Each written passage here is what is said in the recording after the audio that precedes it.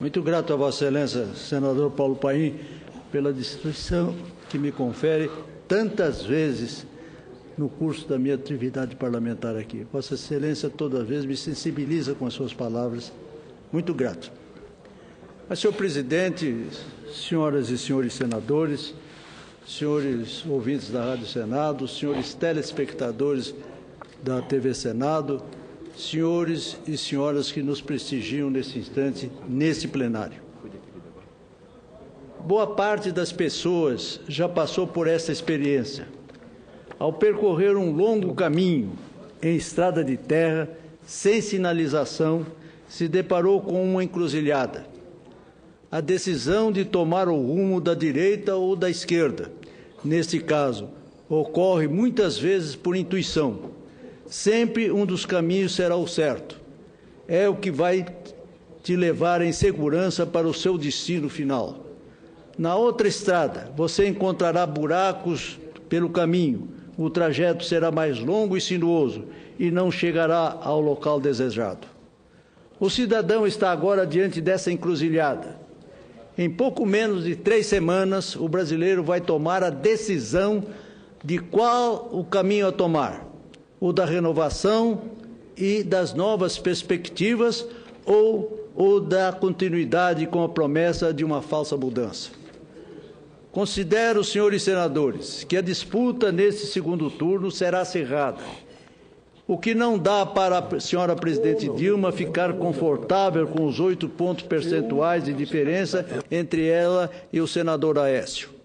Todos os votos depositados nos outros candidatos, além dos brancos e nulos, somam um montante considerável de quase 60% de insatisfeitos com a gestão petista. Analisando o resultado das votações de primeiro turno por região, constatei que em importantes estados do Sul e Sudeste, o candidato da oposição, o senador Aécio Neves, ganha da senhora presidente Dilma. Em São Paulo, a votação foi de mais de 44% para o senador Aécio. A senhora Dilma teve 25% dos votos. Em Santa Catarina, terra do eminente senador Cláudio Moldaner, foi de 52% para o tucano, contra 30% da senhora presidente. E no Paraná, do senador Requião, 49% para o senador Aécio e 32% para a presidente Dilma. No Distrito Federal, vitória para o PSDB foi de 36% a 23% da candidata à reeleição. Ou seja, estados onde há pujança econômica e população com bom grau de instrução, o vencedor foi o senador Aécio Neves. A senhora presidente Dilma ganha no Norte e no Nordeste, regiões altamente dependentes do Bolsa Família. Já havia defendido aqui, senhores senadores, a proposta do nosso presidencial Aécio Neves de transformar o Bolsa Família em política de Estado. Sim, para evitar que o programa cujo embrião foi gestado no governo do ex-presidente Fernando Henrique Cardoso, com o Bolsa Escola, não vire moeda de troca durante o processo eleitoral. Analisando alguns dados do relatório aprovado pelo Tribunal de Contas da União em setembro, a respeito dos programas de assistência social do governo e desenvolvidos pelo Ministério do Desenvolvimento Social e Combate à Fome, percebi algumas coisas e acho que não seria leviano afirmar que há uma relação quase que direta entre os eleitores da senhora presidente e os beneficiários da Bolsa Família. A maior parte dos beneficiados pelo programa encontra-se no Nordeste, região que registrou os maiores índices de votação da senhora presidente.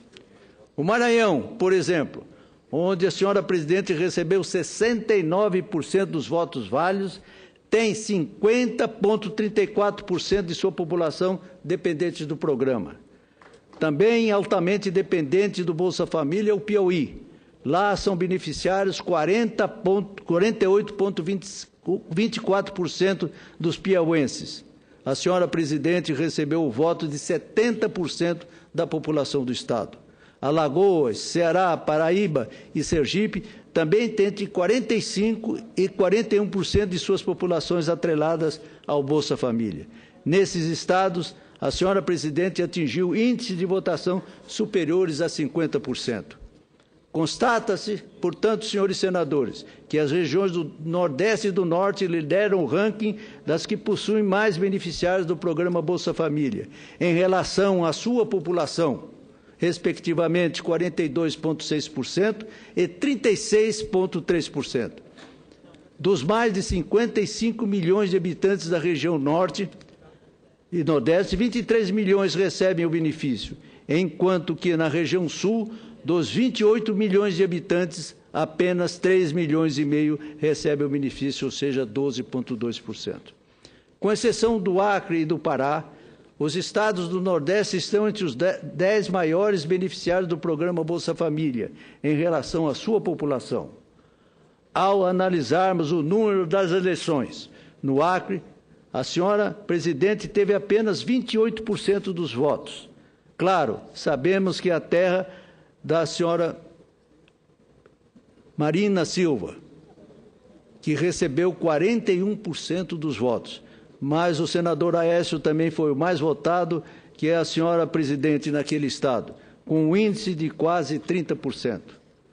Senhor presidente, eminente senador Paulo Paim, infelizmente, diversos municípios brasileiros, especialmente no Nordeste, vivem exclusivamente da renda de R$ 77 do Bolsa Família. São localidades paupérrimas. Por isso, temos a consciência da importância do Bolsa Família para retirar essa gama enorme de pessoas da miséria absoluta. Já afirmei em outra ocasião e desta tribuna que não é apenas questão semântica transformar o programa Bolsa Família em dever do Estado. É direito do cidadão, como propôs em projeto de lei o nosso senador e candidato a presidente Aécio Neves. Esse instrumento de inclusão social importantíssimo deve ser definitivamente incorporado ao arcabouço jurídico nacional, como forma de se evitar seu uso eleitoral. O Bolsa Família beneficia 14 bilhões de famílias, alcançando mais de 48 milhões de brasileiros. Os 24 bilhões gastos com o programa representa 0,5% do PIB, valor economicamente razoável, que pode ser incorporado na programação orçamentária. Institucionalizado o Bolsa Família, poderia ser ampliado, melhor gerido e fiscalizado. Há cerca de um mês, o Tribunal de Contas da União aprovou a auditoria nos programas de assistência social do governo. Teceu críticas a pontos importantes e apontou soluções. Talvez a principal delas seja a que desconstrói o mito de que o PT teria tirado 36 milhões de brasileiros da pobreza nos últimos 12 anos. Ou melhor, o Brasil teria superado o processo crônico de desigualdades sociais. A crítica do TCU provocou reações raivosas do Ministério do Desenvolvimento Social. Afinal, aponta equívocos em um dos principais carros-chefes da campanha da senhora candidata a presidente. O governo da senhora presidente considera miseráveis aqueles que têm a renda per capita abaixo de R$ 77, ou seja, 1,25 dólares por dia, conforme propõe o Banco Mundial, e pobre os rendimentos, o rendimento mensal entre R$ 77 e R$ 154. O problema é que o Banco Mundial define que esse valor deva ser atualizado pelo poder de paridade de compra de cada país. No Brasil, essa atualização não ocorreu entre 2009 e 2014, fazendo com que, no período, aspas, a linha da pobreza oficial se deslocasse do seu significado científico e útil para o uso em indicadores de desempenho, conforme as palavras do relatório do Tribunal de Contas da União. Ou seja, o governo da senhora Dilma maquiou números para encobrir a realidade. Ainda segundo o Tribunal de Contas da União, um cálculo aproximado com a base da inflação brasileira conclui que estavam na linha de extrema pobreza as pessoas com a renda entre R$ 100 e R$ 200 em 2013. Portanto, valores acima dos estipulados no Decreto 8.232/2014, de 26 de junho deste ano, quando o valor passou de R$ 70 para R$ 77. Ora, senhor presidente e senhores senadores, não precisa ser grande matemático para perceber que os dados do governo fantasiam o nosso drama social.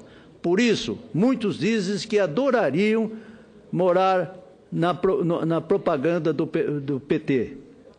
Para o TCU, órgão de fiscalização auxiliar do nosso Poder Legislativo, os indicadores relativos ao alívio da pobreza estão distorcidos.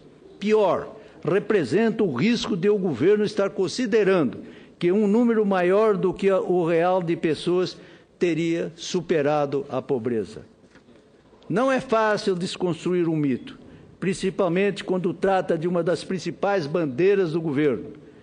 Minha assessoria fez uma análise minuciosa do voto do ministro Augusto Scharmann e posso concluir que é totalmente infundada a crítica do Ministério do Desenvolvimento Social às conclusões do Tribunal de Contas da União. Como não tinha muito o que dizer, o Ministério do Desenvolvimento Social agressivamente atribuiu aos auditores do TCU a ignorância sobre os critérios internacionais de mensuração da pobreza e desconhecimento da legislação, e ainda disse estranhar o que chamou de posicionamento político daquele tribunal. Isso me faz lembrar, senhores senadores, aquele episódio da mitologia greco-romana, quando Júpiter, irado e contrariado, foi advertido por outro deus, aspas, se tu te irritas, logo não tens razão.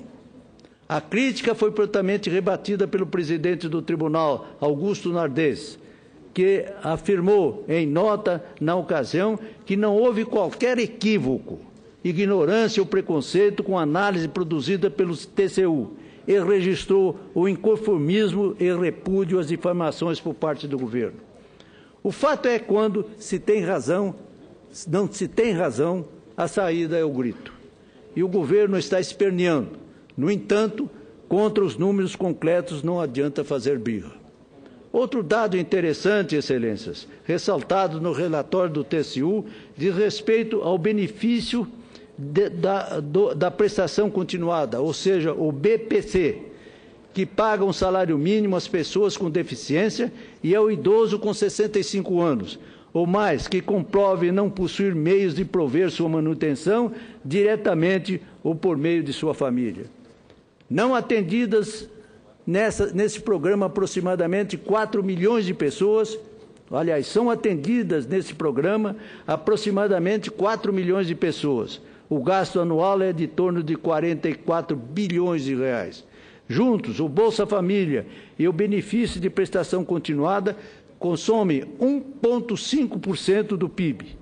O TCU detectou algumas fragilidades que representam um risco de ocorrência de fraudes e erros no cadastro e fiscalização dos recursos do BPC.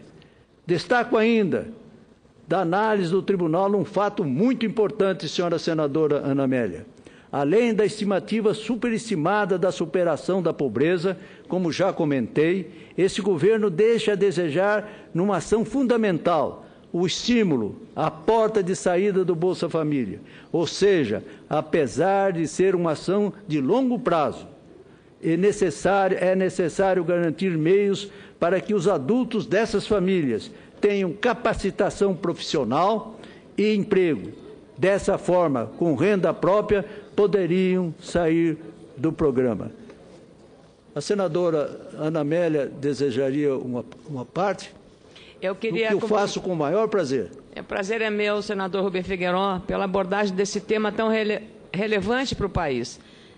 Este é um programa de alto alcance social, indiscutível, com repercussão, inclusive, internacional em países em desenvolvimento, pelo alcance social que tem o Bolsa Família. Originalmente, Bolsa Escola, e aqui o senador Cristóvão Buarque foi um dos formuladores.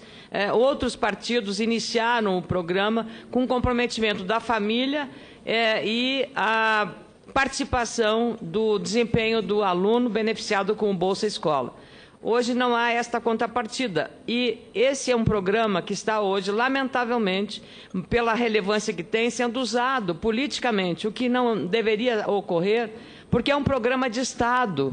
E tenho convicção plena de que todos os governantes que sucederem o atual governo manterão o Bolsa Família, porque essa, como a estabilidade econômica, são conquistas sociais. E não se pode eliminar também a possibilidade de um aperfeiçoamento para que, como política de Estado, ele seja preservado e até ampliado. E é exatamente isso que nós temos que debater no Congresso Nacional. E, como eu disse, é relevante. O que eu lamento muito é pegar este tema, que tem tanta sensibilidade, para ser apenas e tão somente hoje um embate de motivo e de mote para a campanha eleitoral, para atacar o adversário ou para defender o seu feito. Então, eu penso que tem que até respeitar o beneficiário do Bolsa Família em relação a um programa que deveria ser, e deve ser, e será sempre um programa de Estado, mas não um joguete ou um uso eleitoreiro que pode comprometer até a própria natureza desse programa de alto alcance social. Eu queria cumprimentá-lo pela abordagem e espero que não se interprete a sua manifestação como uma tentativa de menosprezar este programa, que eu tenho certeza, Vossa Excelência, como nós todos temos um grande respeito e valorizamos o Bolsa Família como uma grande conquista social. Então, tem que ser preservado como política de Estado. E cumprimentos a Vossa Excelência, senador Rubem Figueiredo. Muito grato a Vossa Excelência, senadora Ana Amélia. A análise que eu estou fazendo é justamente no sentido das palavras que Vossa Excelência acaba de proferir com tanta proficiência e conhecimento da questão. Esse programa deve ser uma instituição do Estado e não um instrumento de ação político-eleitoreira. Devemos valorizá-lo, melhorá-lo se possível. E essa é realmente a proposta do candidato do meu partido, o senador, nosso colega Aécio Neves, que não se destrua absolutamente essa instituição, que foi, como Vossa Excelência, lembrada pela primeira vez no Brasil pelo eminente colega nosso, o senador Cristóvão Buarque, e foi seguido após pelo então presidente Fernando Henrique Cardoso. Que se continue, que isso não constitua instrumento de ação política para ninguém, nem para a situação, nem para as oposições. O que as oposições querem é justamente que isso seja uma instituição permanente e que se dê condições efetivas para que o cidadão que hoje se sente beneficiário do Bolsa Família tenha condições de se reabilitar, conquistar alguns degraus na sua vida para participar conosco da vida nacional. Eu sou muito grato a Vossa Excelência pelo seu aparte. Vejo que o senador Suplicy também deseja se pronunciar. Com o maior prazer, senador Suplicy. E quero dizer que eu já estou sentindo saudade de Vossa Excelência. Obrigado. Senador Vossa Rubem Excelência, Figueiredo. me permite, Vossa Excelência tem o meu mais profundo respeito. Muito obrigado. Fui colega de Vossa Excelência lá na Câmara dos Deputados. E desde aquela ocasião, há 30 anos ou mais atrás, eu admiro a ação política parlamentar de Vossa Excelência e também a sua estirpe de valoroso homem público. É com muito prazer que eu aceito o seu aparte. Permita, senador Rubem Figueiredo, que eu possa complementar algumas de suas observações. De um lado, com respeito à origem do programa Bolsa Família e, segundo, com respeito a para onde ele vai. Primeiro, no que diz respeito à origem, está aqui o senador Odacir Soares, que em 1991 acompanhou aqui a apresentação desde abril daquele ano, em meu primeiro mandato no Senado, do projeto que institui o Programa de Garantia de Renda Mínima através de um imposto de renda negativo. Toda pessoa que não recebesse, na época, 45 mil cruzeiros, passaria a ter o direito de receber metade da diferença, uma proporção de 50% da diferença entre aquele patamar e o nível de renda da pessoa.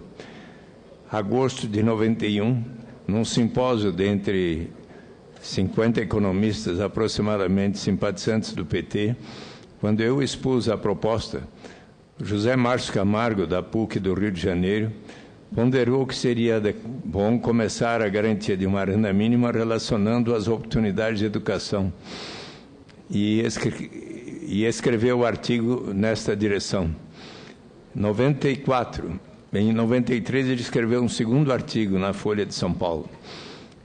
Ao final de 94, no segundo semestre, tanto Cristóvão Buarque, aqui em Brasília, que era candidato a governador, como José Roberto Magalhães Teixeira, prefeito do PSDB, ambos fizeram proposições, Cristóvão na campanha e José Roberto Magalhães Teixeira em projeto de lei à Câmara, exatamente instituindo programas de garantia de renda mínima relacionados às oportunidades de educação. As famílias que não recebessem até meio salário mínimo per capita e desde que as suas crianças de 7 a 14 anos estivessem frequentando a escola, receberiam um complemento de renda no Distrito Federal, equivalentes a um salário mínimo, em Campinas, ao necessário para complementar meio salário mínimo per capita, ambos de natureza semelhante, com ligeiras diferenças. Ambos projetos começaram e se tornaram prática logo no começo de 95. Foi então que inúmeros municípios como Ribeirão Preto, Belo Horizonte, Belém, Mundo Novo, Caxias do Sul, dezenas em todo o Brasil, começaram a instituir programas naquela direção. E disso resultou 6 projetos na Câmara e no Senado, 3 na Câmara, 3 no Senado. Em 1996, eu levei a maior autoridade sobre o programa da renda básica para conversar com o presidente Fernando Henrique Cardoso. Estava o ministro Paulo Renato Souza, Nelson Marquesan, um dos autores daqueles projetos. Felipe Vampares disse ao presidente Fernando Henrique que a meta seria, bom, um dia termos a renda básica incondicional, mas iniciar a garantia de uma renda, relacionando as oportunidades de educação, significava um investimento em capital humano e algo muito adequado. O Fernando Henrique, então, deu sinal verde para que o Congresso aprovasse a Lei 9.533, de 97, o projeto de Nelson Marquesan, pensados os outros 5 que eu mencionei, pela qual o governo federal financiaria em 50% os municípios que adotassem projetos naquela direção, os 20% de menor renda per capita no primeiro ano, e até que no 5º ano todos passassem a receber aquele financiamento. Antes mesmo de completar o 5º ano, em 2001, o presidente Fernando Henrique baixou medida provisória, que logo transformada em lei, que em homenagem a Magalhães Teixeira, teve o seu nome, ele havia falecido pouco antes, e aí se instituiu o que se chamou o Programa de Renda Mínima relacionado às oportunidades de educação, também denominado Bolsa Escola, em homenagem, conforme Vossa Excelência mencionou, ao então governador Cristóvão Buarque, que foi um dos pioneiros, e então, logo depois veio o Bolsa Alimentação, o Auxílio Gás, no início do governo do presidente Lula, o Cartão Alimentação. Esses 4 programas foram unificados e racionalizados em outubro de 2003 pelo presidente Lula e passaram de 3,5 milhões de famílias beneficiadas para hoje as 14 milhões de famílias, conforme Vossa Excelência mencionou, correspondendo a quase 1/4 dos 202 milhões de brasileiros que somos hoje. Mas, e aí passo para, depois de complementar melhor tudo o que aconteceu nesse período, e que, de fato, Vossa Excelência salienta bem, isso foi o resultado de experiências suprapartidárias e que teve a colaboração de pessoas de todos os partidos. Ressalto que aqui, tanto a Lei 9.533 quanto a nova lei, depois denominada Magalhães Teixeira, aqui ambas foram aprovadas por todos os partidos, não houve objeções. Mas também gostaria de salientar que, mais e mais, estudando esse tema, em dezembro de 2001, eu apresentei uma nova proposta aqui para instituir a renda básica incondicional para todos os brasileiros e brasileiras e até para os estrangeiros aqui residentes há 5 anos ou mais.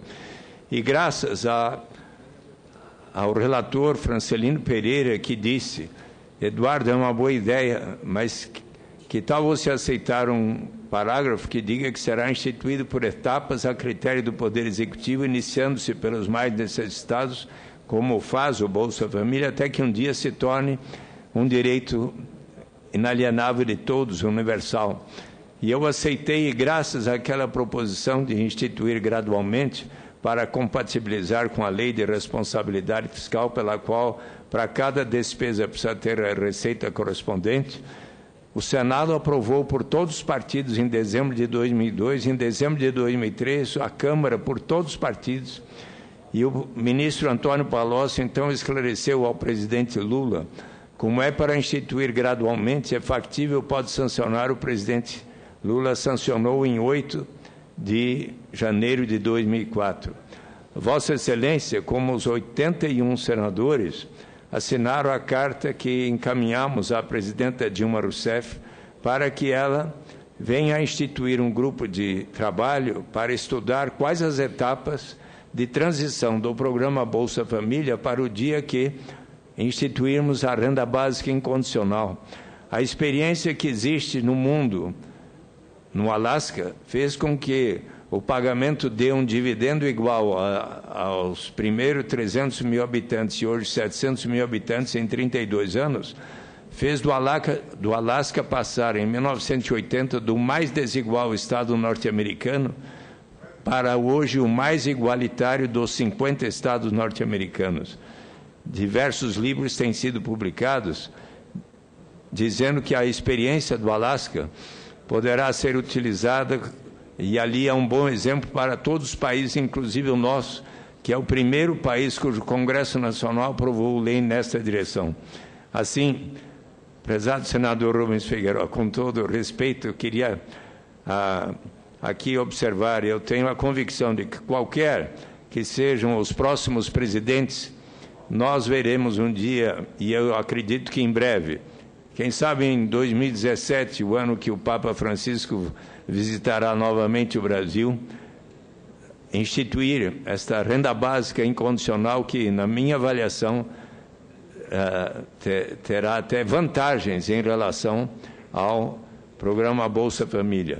Saliento que no sítio eletrônico, na página do Ministério do Desenvolvimento Social, há hoje 19.300.000 famílias com renda familiar per capita até R$ 154 por mês, e as 14 milhões de famílias, por Vossa Excelência citadas, hoje beneficiárias, corresponde a 73% daquelas que poderiam estar recebendo. Ainda não se completou aquilo que a presidenta Dilma conclamou a todos os governadores e prefeitos e entidades da sociedade civil, nós, cidadãos brasileiros, senadores, a se porventura encontrarmos alguma família com renda familiar abaixo dos R$ 154, de informar-os a ela. Vocês têm o direito, o pai e a mãe, de ir lá na Secretaria Municipal de Desenvolvimento Social e se inscreva e passe a receber o programa Bolsa Família. E isto como eu acredito que esse é um estágio, um passo muito importante, chegarmos a 100% das famílias que têm direito no processo da busca ativa, para então pensarmos nos passos seguintes, a renda básica incondicional para todos. Obviamente, os que temos mais contribuiremos para que nós próprios e todos os demais venham a receber, mas aí teremos todas as vantagens de provermos maior dignidade e liberdade real a todos os brasileiros e brasileiras. Obrigado por esta consideração de lhe conceder essa parte para tentar enriquecer o pronunciamento de Vossa Excelência. É desta forma que eu recebo a parte de Vossa Excelência, senador Suplicy. E não posso deixar de cumprimentá-lo, porque realmente a origem do projeto Bolsa Família nasceu da inteligência de Vossa Excelência através do da renda mínima. Isso não poderá ser esquecido pela nação e será, sem dúvida alguma, um dos lauréis que Vossa Excelência deixará registrado no Congresso Nacional. Quero dizer a Vossa Excelência que os dados que aqui apresentei são dados de uma pesquisa ou audiência, melhor dizendo, do Tribunal de Contas da União, baseado em dados também preconizados pelo Banco Mundial. A Bolsa Família teria que ter um valor muito maior do que tem hoje. E é esse o grande objetivo do futuro governo do país, que tenho certeza que será do nosso prezado companheiro, atual senador Aécio Neves. Muito grato a Vossa Excelência pelas explicações retrospectivas que fez, que, sem dúvida alguma, repito, enriquecerão esse meu modesto trabalho. Senhor Presidente, desejo concluir, se me permitir, mais alguns minutos, para dizer que outro aspecto interessante que deixamos passar despercebido é que quem está no Bolsa Família não entra nos índices de desempregados. Então, se pensarmos bem, não podemos dizer que o Brasil tem apenas 5% de taxa de desemprego. Outra maquiagem que o Partido dos Trabalhadores quer fazer realidade. A preocupação maior é que essas pessoas que hoje são beneficiadas pelo Bolsa Família sejam também as que no futuro necessitarão do benefício de prestação continuada. Assim seria gerado um impacto infinitamente maior no orçamento, uma vez que os gastos com o BPC são substancialmente superiores.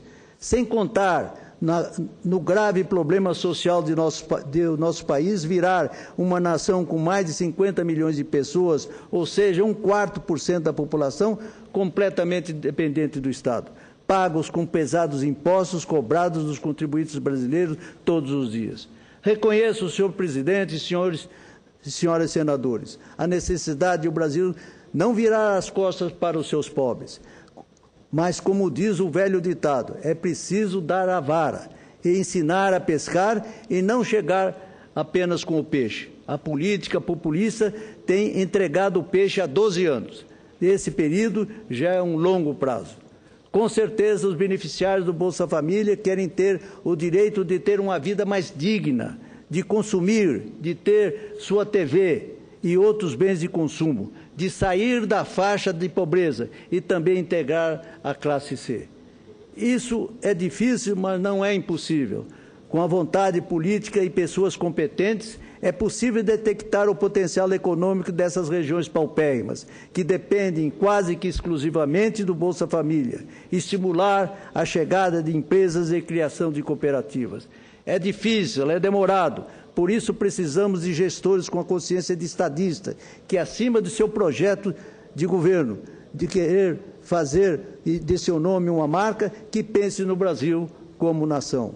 Ora, a redução das desigualdades poderá ocorrer, de fato, quando desvincularmos a ideia assistencialista que cerca o Bolsa Família e transformá-lo em política de Estado.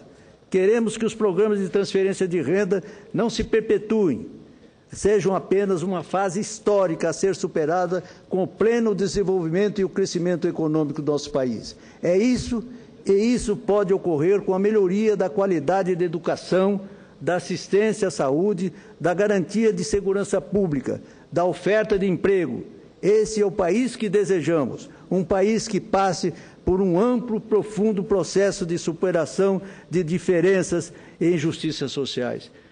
Senhor presidente, senhores senadores, esse é o clamor das urnas, proclamado no último dia 5 deste mês de outubro. Espero, sinceramente, que esse seja o caminho das mudanças políticas que tanto a nação reclama. Muito obrigado, Excelência, senhor presidente, pela oportunidade de me estender o tempo possível para concluir o meu pronunciamento. E grato aos senhores apartiantes, que muito me honraram. O discurso de Vossa